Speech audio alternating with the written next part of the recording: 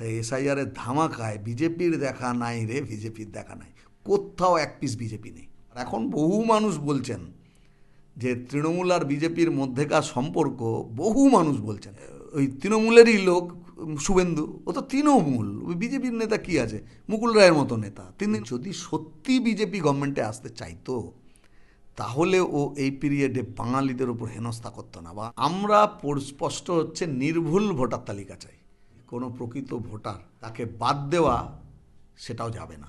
আমাদের রাজ্যে, গোটা দেশের ক্ষেত্রেও এটা সত্য, আমাদের রাজ্যে সরকারি শিক্ষা ব্যবস্থা ধ্বংস করে দেওয়া হয়েছে। আজকে সরকারি কলেজগুলোতে কেউ অনার্স পড়তে যাচ্ছে না, অনার্সে কেউ নেই, প্রফেসররা কাকে পড়াবে?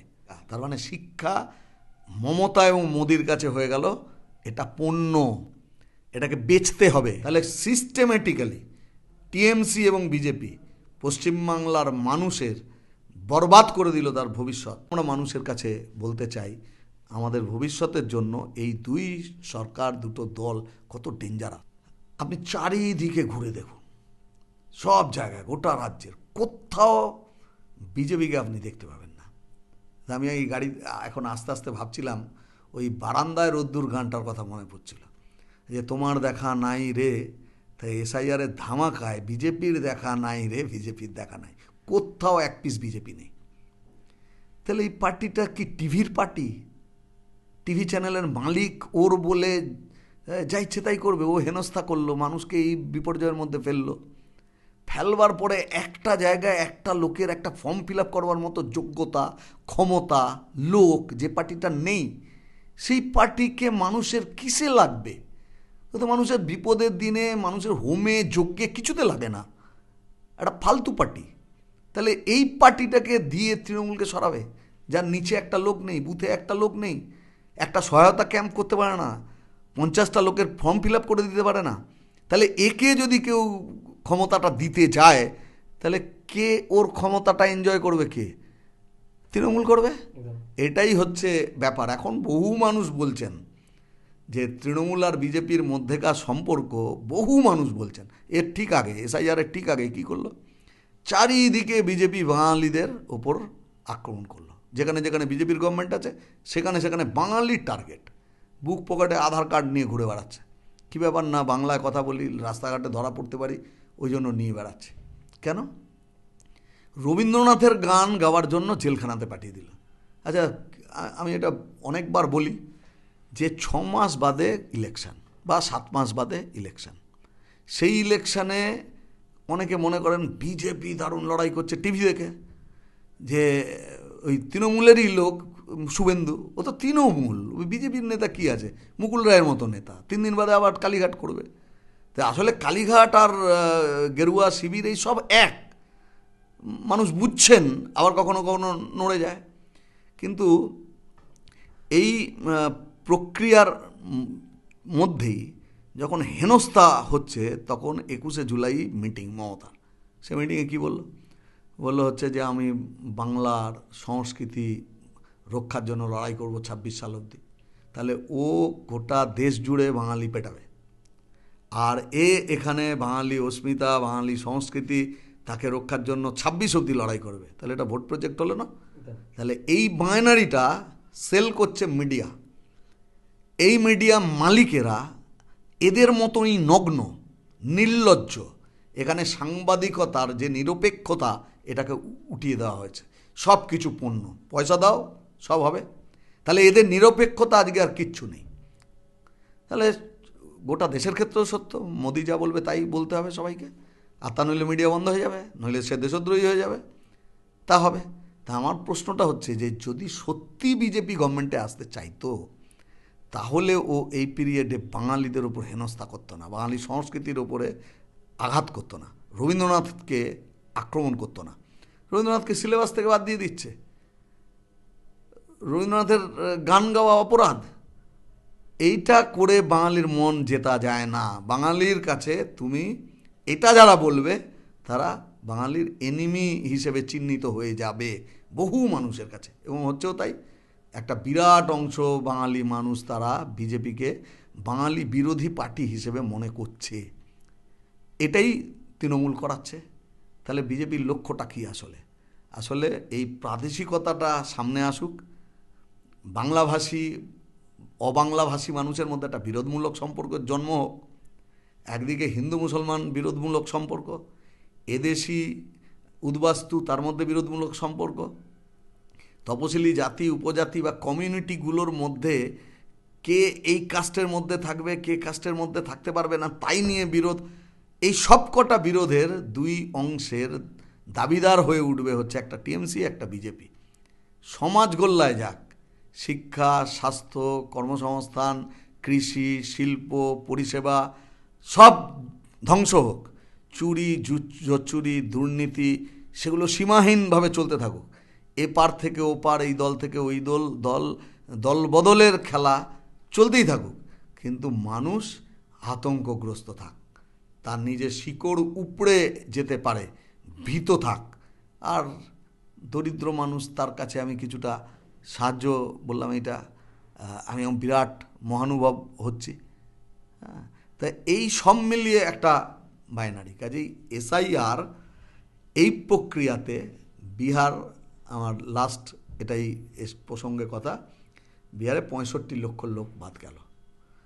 সাংবাদিক সম্মেলন হলো, সেখানে ইলেকশন কমিশন জানালো যে 22 লাখ মৃত, 35 লাখ হচ্ছে নোট্রেস পাওয়া যায়নি, 7 লাখ একাধিকবার নাম আছে 64, 1,20,000 ফর্ম খতিয়ে দেখা হচ্ছে। তো সাংবাদিকরা বললো তাহলে অনুপ্রবেশকারী, বললো এই তথ্য নেই। তো এখানে শেষ হোক, হওয়ার পর বোঝা যাবে। আমরা স্পষ্ট হচ্ছে নির্ভুল ভোটার তালিকা চাই, সেখানে মৃত লোকের নাম থাকবে না, নিখোঁজ লোকের নাম থাকবে না, শিফটেড লোকের নাম থাকবে না, ভুতুড়ে লোকের নাম থাকবে না ইত্যাদি। একইভাবে কোনো প্রকৃত ভোটার তাকে বাদ দেওয়া সেটাও যাবে না। এই হলো আমাদের অবস্থা।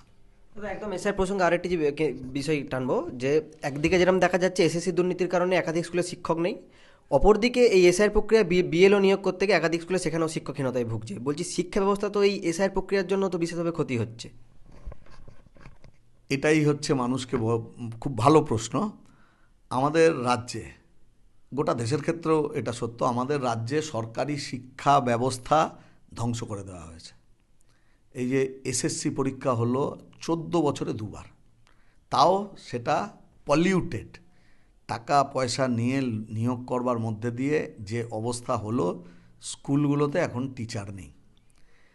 এমন বহু স্কুল আছে যেখানে 2000-এর ওপর ছেলে মেয়ে পড়ে, সেখানে 7 জন টিচার কী করে পড়াবে? তাহলে সরকারি স্কুলগুলোকে যখন এরকম জায়গায় এনে দিচ্ছে, তখন মানুষ তার ছেলে মেয়েকে লেখাপড়া শেখানোর জন্য বেসরকারি স্কুলের দিকে যাচ্ছে। কলেজ ভর্তি প্রক্রিয়া বন্ধ করে রেখে দিল, সব জায়গায় ভর্তি হয়ে যাচ্ছে, কিন্তু আমাদের সরকারি স্কুল এই কলেজগুলোতে ভর্তি নেই। এমন অবস্থায় তারা বেসরকারি জায়গায় যাচ্ছে। আজকে সরকারি কলেজগুলোতে কেউ অনার্স পড়তে যাচ্ছে না, অনার্সে কেউ নেই। প্রফেসররা কাকে পড়াবে, কি পড়াবে? যারা একেবারেই এই 10 লাখ 12 লাখ টাকা খরচা করে অ্যাডামাস, কিংস্টন, জেআইএস, ব্রেনওয়্যার পড়াতে পারবে না, তারা তো এলেবেলে হয়ে গেল সমাজে। তাদের জন্য হচ্ছে সরকারি শিক্ষা। সেখানে 4 বছর করে দিয়েছে গ্র্যাজুয়েশন, কেউ যাচ্ছে কেউ যাচ্ছে না। প্রাইমারি স্কুল এখন হয়ে দাঁড়িয়েছে ওটা মিড ডে মিল পাওয়া যায়, আর কিছু ওখানে নেই। তাহলে এই যে এনভায়রনমেন্ট ক্রিয়েট করে দিল গোটা শিক্ষা ব্যবস্থায়, কোথাও টিচার আছে, ছাত্রছাত্রী নেই। বেশিরভাগ স্কুলে এইরকম অবস্থা হয়ে যাচ্ছে। আবার যেখানে ছাত্রছাত্রী আছে সেখানে শিক্ষক নেই। অ্যানার্কি, টোটাল নৈরাজ্য। যে লোকটা পড়াচ্ছে তার যোগ্যতা আছে কি নেই অভিভাবকদের সন্দেহ হচ্ছে। তাহলে আমি এখানে ছেলে মেয়ে পাঠাবো কেন? ও তো অঙ্ক জানে না, ও তো ইংরেজি জানে না, টাকা দিয়ে ঢুকেছে, তাহলে ও তো পড়াতে পারবে না আমার ছেলে মেয়েকে। তো গোটা শিক্ষা ব্যবস্থাটা ধ্বংস হয়ে গেল। তাহলে এখানে এরা ডেলিভারেটলি করছে, একটা হলো যে বেসরকারি প্রতিষ্ঠান তারা শিক্ষার মতো এরকম একটা মানে লুক্রেটিভ ব্যবসার জায়গা, তার মানে শিক্ষা মমতা এবং মোদির কাছে হয়ে গেল এটা পণ্য, এটাকে বেচতে হবে। যারা বিক্রি করবে এই ব্যবসায়ীদের কাছ থেকে, এই তৃণমূলের নেতারা, বিজেপির নেতারা, তারা প্রচুর ও ইলেকটোরাল বন্ডে বহু টাকার মালিক হবে। আর এও ইলেকটোরাল বন্ড এবং অন্যান্যভাবে বহু টাকার মালিক হবে, প্রাসাদ তৈরি হবে, পঞ্চায়েতের প্রধানের বাড়ি দেখলে চমকে যেতে হয়। তাহলে এইটা থরে থরে তাদের সম্পত্তি, সম্পদ, টাকা রাখবার জন্য ঘর, বাড়ি, ফ্ল্যাট, বান্ধবী সব জোগাড় করতে হবে, বিদেশি অ্যাকাউন্ট জোগাড় করতে হবে, সেদিকে যাচ্ছে। সাধারণ জনগণকে 1,000 টাকা, সেই মানুষটিকে আমি বলবো যে আপনি খেয়াল করুন, ও আপনাকে 1,000টা টাকা দিয়ে আপনার মন জয় করবার চেষ্টা করছে, আপনার ছেলেমেয়ের ভবিষ্যৎ শেষ করে দিল। তাহলে আপনাকে, আমাকে, আমাদের অধিকাংশকে যদি আজকের দিনে এডুকেশান পেতে হয়, পশ্চিমবাংলায় দ্বারস্থ হতে হচ্ছে বেসরকারি স্কুল, বেসরকারি কলেজ, যেখানে হাজারে হাজারে লক্ষ লক্ষ টাকা দিয়ে কিনতে হয়। সেখানে 1,000 টাকা কি?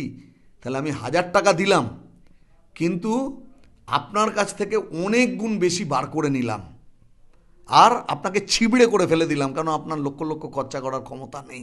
তাহলে আপনার ছেলে মেয়ে লেখাপড়া শিখবে না। তাহলে এটা মজাটা হচ্ছে এই, আপনার ছেলে মেয়ে যখন লেখাপড়া অদ্দূর শিখবে না, তখন আপনি বড় চাকরির জন্য ডিমান্ডও করবার জায়গায় তারা আসবে না। তাহলে চুইয়ে যা আসবে তাতে কোনোভাবে বেঁচে থাকবার চেষ্টা সে করবে, তার ফলে তাকে পরিযায়ী শ্রমিক হতে হবে। এখানে মজুরি নেই, অন্য জায়গায় মজুরি এর থেকে বেশি, তাহলে সেখানে চলে যাবে। শিক্ষিত ছেলেপেলেরা বাবা মাকে বলে একটা লাখখানেক টাকা জোগাড় করে অথবা ধার নিয়ে একটা টোটো নামিয়ে দেবে। কিছু যদি না হয় তাহলে 10 হাত দূরে দূরে ডিয়ার লটারির দোকান লাগিয়ে দেবে। আর হচ্ছে শহরাঞ্চলে জোম্যাটো, সুইগি খাবার নিয়ে মাঝরাত পর্যন্ত ডেলিভারি করতে থাকবে, বা ওলা, উবের সবার পেছনে বসিয়ে চালাবে। আচ্ছা, এর জন্য মাস্টার ডিগ্রি করার দরকার হয়? হিস্ট্রি অনার্স পড়তে হয়, পলিটিক্যাল সায়েন্স অনার্স পড়তে হয়, ফিজিক্স অনার্স পড়বার পরে টোটো চালাতে হবে? এই যদি ভবিতব্য হয় তাহলে কেন পড়াশোনা করতে যাবে? তাহলে সিস্টেমেটিক্যালি টিএমসি এবং বিজেপি পশ্চিমবাংলার মানুষের বরবাদ করে দিল তার ভবিষ্যৎ। অল্প বয়সী ছেলে মেয়েদের কাছে এরা শত্রু, নেশাতে ডুবিয়ে দিচ্ছে, পাড়ায় পাড়ায় মদের দোকান খুলে দিয়েছে। ওদের ম্যাক্সিমাম টাকা গভর্নমেন্ট আর্ন করছে কোথা থেকে? মদের দোকান থেকে। 1,000 টাকা ঘরে দিচ্ছে, কিন্তু বিপুল অংশের মানুষকে প্রলুব্ধ করছে সেই ঘরের অল্প বয়সী ছেলেপেলেদের মদের দোকানকে তার বাড়ির সামনে দুয়ারে মদের দোকান করে সেখানে টেনে নিয়ে আসছে। তাহলে তার মধ্যে দিয়ে কি হচ্ছে? একটা জেনারেশান, দুটো জেনারেশান তাকে শেষ করে দিচ্ছে। লিভারের লোক বেড়ে যাচ্ছে, জল জমে যাচ্ছে পেটে। এগুলো হচ্ছে টিএমসি বিজেপির প্রোডাকশান। এই দিকে তাকে মাতিয়ে রাখো নানানভাবে, কিন্তু তার জীবনের ডেভেলপমেন্ট, তাতে যে শিক্ষার বড় ভূমিকা, সেই ভূমিকাটাকে একদম নস্যাৎ করবার জায়গায় তারা উপস্থিত হয়েছে।